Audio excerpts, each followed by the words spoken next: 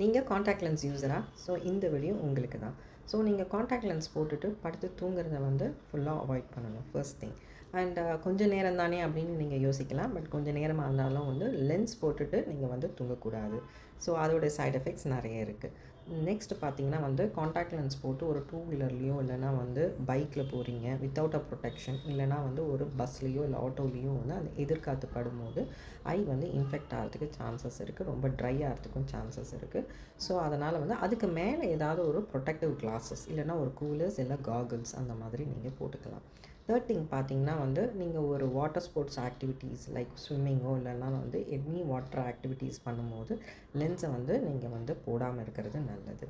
And any heated area இல்லைன்னா ரொம்ப dusty area எது போனாலும் வந்து நீங்கள் வந்து அபவ் தட் ஏதாவது ஒரு ப்ரொடெக்டிவ் கிளாஸஸ் இல்லைன்னா வந்து அன்றைக்கி காண்டாக்ட் லென்ஸை வந்து போடுறத வந்து தவிர்த்துக்கோங்க. அண்டு காண்டாக்ட் லென்ஸ் போடும்போது நீங்கள் வந்து காண்டாக்ட் லென்ஸஸை வந்து அதோடய கேஸ்லேயும் அதுக்குரிய சொல்யூஷனை மட்டுமே யூஸ் பண்ணுங்கள்.